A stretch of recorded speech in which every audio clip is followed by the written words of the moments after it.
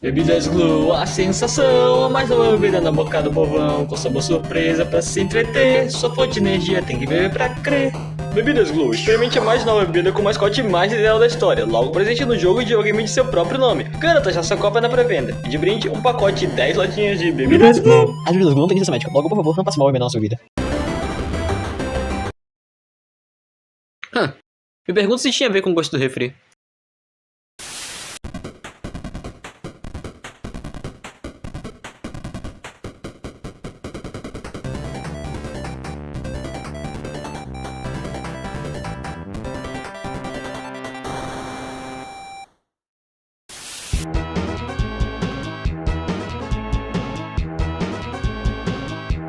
Hey guys, e o Lua controle. E só um segundo. Prontinho, menos um produto de marca terceirizada. Alguma pessoa que queria muito uma camiseta agora deve me agradecer por ter diminuído o número de opções ruins, apesar de funcionais. Qual é? Vai me dizer que você também não fica indeciso no supermercado quanto a marca de chocolate que vai comprar, seja qual é a mais confiável, a mais reconhecida ou a que mais tem gosto de terra, já que o chocolate é bem ruim. A verdade é que a gente não pode simplesmente negar que não nos importamos tanto com a logo bonitinha que tá grudada no produto que compramos, seja pela sua relevância, pela confiança que a mesma exala de saber que você tem um produto de qualidade em mãos, ou se o caixa não vai te olhar estranho estiver comprando refrigerante baré. Você nunca me viu. Seja pra comida, tecnologia, material escolar, armas d'água, até pra videogames, sempre existirão os nomes populares, os confia, aquelas marcas que você sabe que, se lançou coisa nova, é certo que é de qualidade.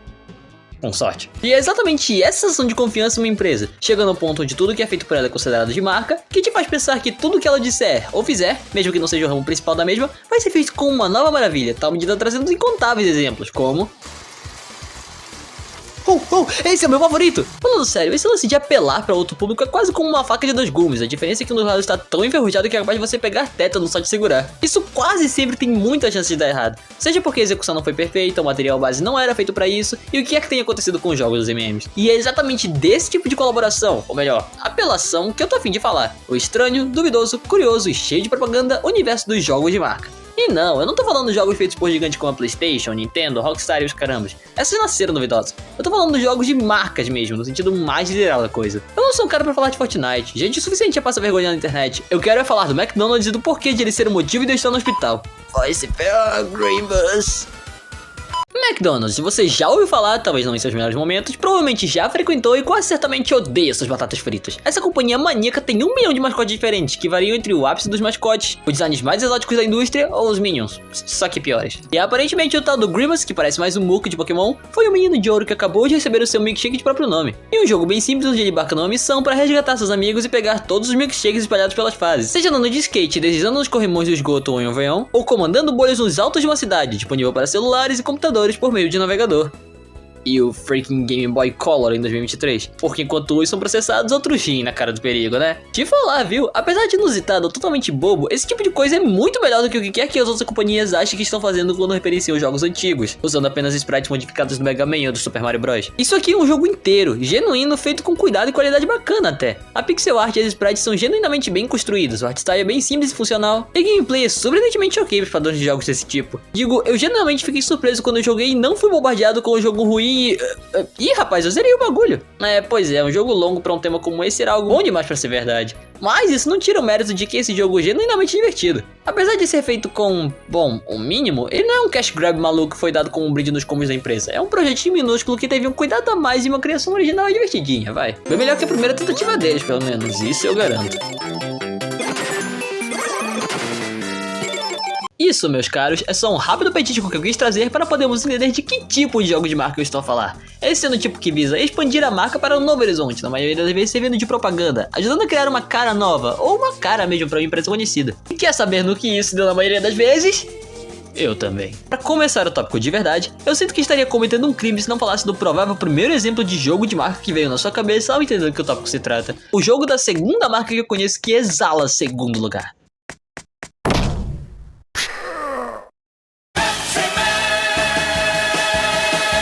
você não ouviu errado. Aquele vídeo do CQC que parecia um delírio coletivo é real e uma lata de Pepsi gigante pode te machucar. Não, se eu atacar primeiro! De falar, pra um joguinho simples ele é até que bem trabalhado também, sendo um tipo de precursor dos jogos runner hoje em dia, que te pode fazer teorizar de que ele é o pai de Subway Surfers que você um dia jogou também. Pepsi Man não é exatamente algo que só existe nesse jogo, ele é um tipo de mascote da Pepsi que só era realmente utilizado no Japão, ficando famoso ao ponto de fazerem um jogo sobre o mesmo.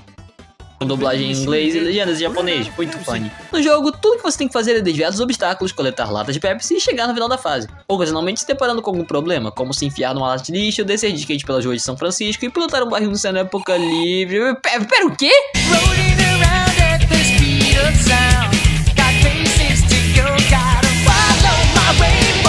A SEGA tem muita coisa pra explicar. E mesmo estando contra todas as chances, o jogo do Pepsi Man consegue ser genuinamente bom? Digo, dane-se a Pepsi de hoje em dia e tudo que ela representa. Eu sempre fui fã da Toshawa, mas por mais curto que esse jogo seja, ele consegue ser realmente divertido e interessante. Com mecânicas simples, controles que respondem bem, apesar de que poderiam ser melhor ensinados, já que eu só descobri que podia correr e parar na terceira fase e tive que recomeçar porque eu sou desses. Visuais bem decentes pra um jogo de PlayStation 1 e uma trilha sonora de matar. Sério, algumas alterações de cenário nos proporções de personagem e isso facilmente seria confundido com o jogo mobile do Sonic hoje em dia.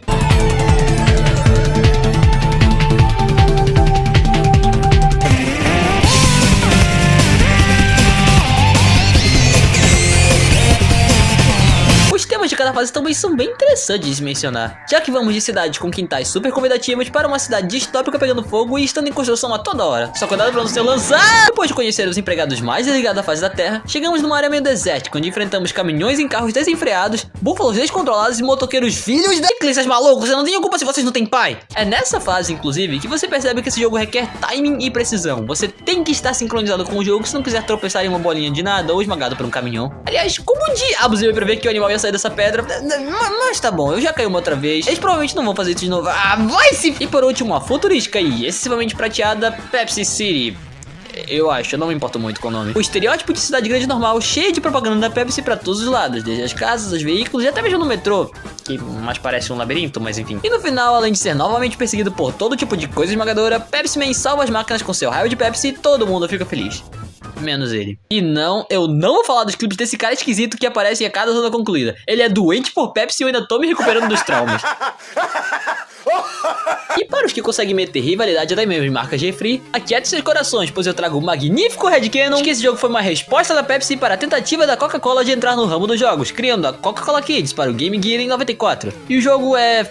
não ironicamente, incrível. Parece ser feito em cima de uma engine de Sonic. A diferença é que ele é controlado mais como um Mario e tem habilidade de parkour, como pulos na parede, impulso de velocidade, pulos irados e chutes e voadores, sendo quase uma versão aprimorada ou mais utilizada do já citado jogo do Grimace. Digo, ele até tem um skate também, é quase como se o Grimace fosse um remake desse jogo para um console inferior, o que já mete uma outra empresa na briga, mas no grande mundo das corporações a única coisa que importa é o tanto de dinheiro que você está disposto a gastar com elas, por isso elas não têm coração. E para parar de usar o nosso querido Rei Fiasco como fonte, não posso deixar de citar os odiados clássicos Chester Tira, Wild Quest e Too Cool to Fool, ambos lançados para o Super Nintendo e Mega Drive. E eu vou ser super sincero, eu não aguentei o Too Cool to Fool e os controles de manteiga estragada, e o WWQ só me deixou interessado por conta da pixel art. Além de serem um tanto lentos e com estilos bem diferentes, os jogos não fazem muito mais que o mínimo e só servem de propaganda interativa.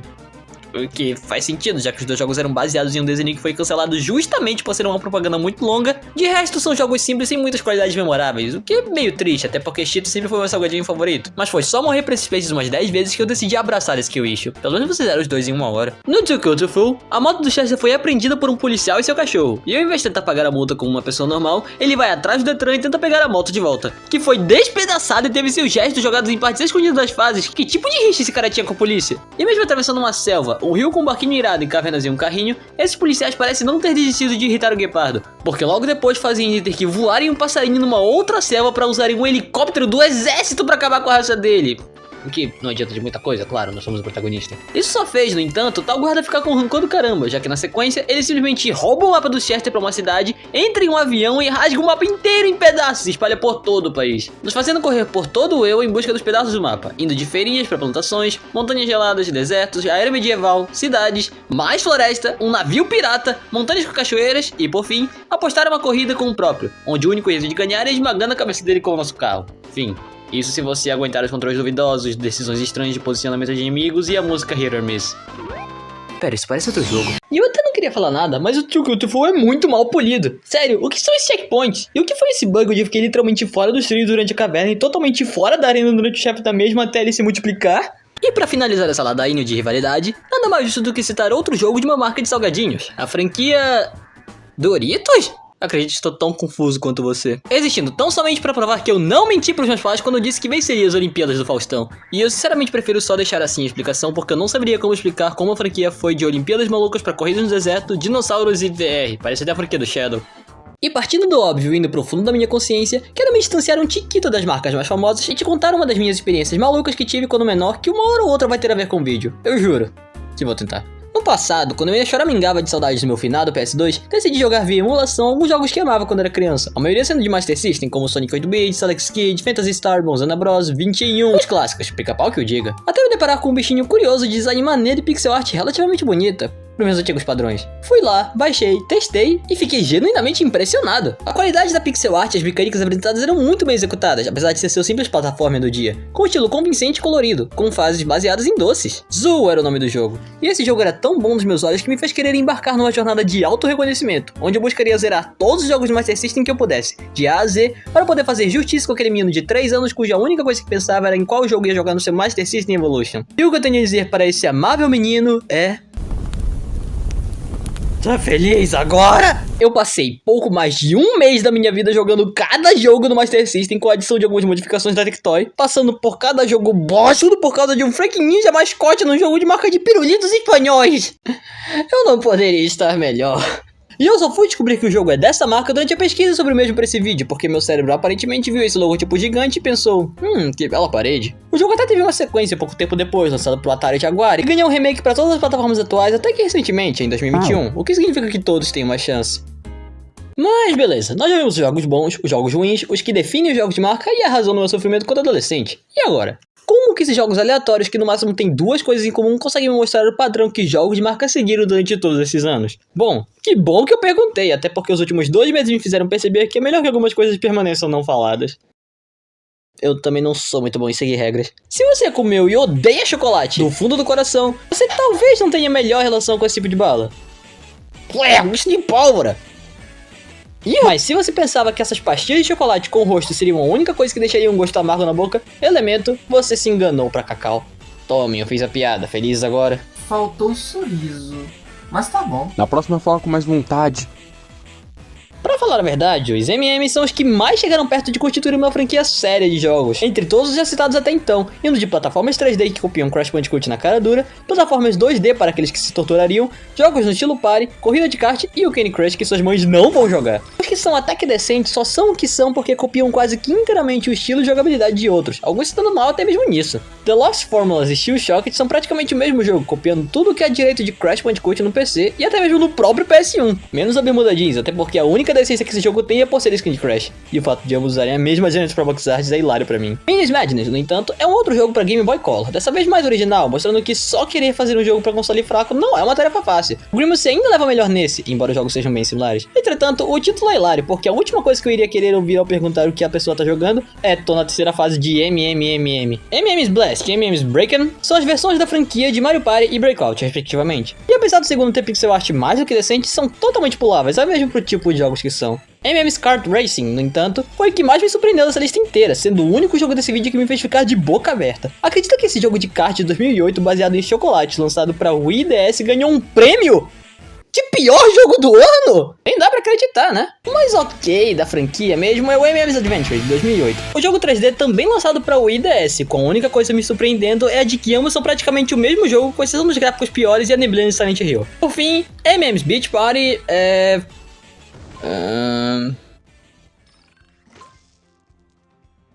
Que foi? Tava esperando que eu comentasse alguma coisa? Isso aqui é só triste mesmo, vai.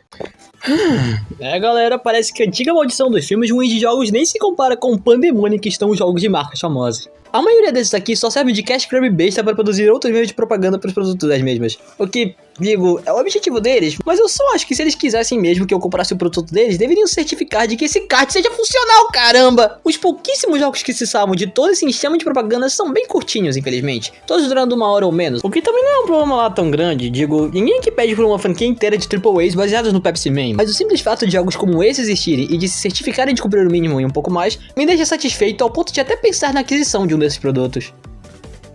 Menos o McDonald's. O Grimace nunca vai me convencer a comer aquelas batatas de novo. Pra ser sincero, eu até pensei em mencionar jogos licenciados nesse vídeo, aqueles jogos de desenhos animados, filmes, etc, que serviam pra adicionar lore, lançar junto com o filme e manchar a reputação da franquia. No entanto, eu acredito que eles fogem um pouquinho do conceito exato que eu tracei no início do vídeo, já que eles não são somente marcas, mas sim suas próprias franquias. Porém, não significa que eu não possa falar deles em algum momento do futuro. Vocês mesmos podem me situar e falar se realmente gostariam de um vídeo falando sobre eles e o que eu exatamente penso deles. Basta você mandar a sua sugestão de franquia ser mencionada nos comentários e, se esse vídeo chegar em 50 likes ou mais de 10 compartilhamentos com amigos, eu vou saber o que fazer. Só não contem com minha bondade, eu tô há anos querendo falar de Hot Wheels e o porquê de não termos jogos de Accelerators. Por fim, se tem uma coisa que aprendemos é que não basta você acreditar que seu nome em grande em ramo X vai te fazer ficar famoso em ramo Y. Você precisa fazer mais que o mínimo se quiser impressionar adultos que ainda moram na casa dos pais. E ainda que crianças, o verdadeiro público-alvo disso tudo, seja mais propício a não ligar tanto para jogos ruins, não significa que você possa simplesmente jogar qualquer lixo e hipnotizar como uma tática consumerista. Você tá praticamente inferiorizando todo um gênero de entretenimento e usando como meio de ganhar mais dinheiro, o que é uma péssima ideia. Ainda mais quando você não faz o mínimo para deixar essa tentativa apresentável. Alguns exemplos aqui mostram que você pode fazer um produto bom para um tipo diferente de público, isso sendo até benéfico, porque assim você melhora a imagem de sua franquia inteira e ainda traz mais consumidores para si. Contudo, eu me vejo obrigado a dizer aqui no final que esse vídeo não foi patrocinado por absolutamente nenhuma das marcas citadas, até porque eu não tenho influência suficiente, nem quero meu nome perto de empresas que fizeram jogos como o do Burger King de 360.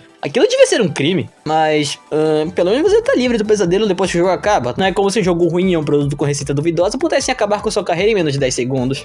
Falei cedo demais, né? Intimação, crimes contra a relação de consumo, intoxicação alimentar, refrigerante. Pera, refrigerante de cola não é feito de cola?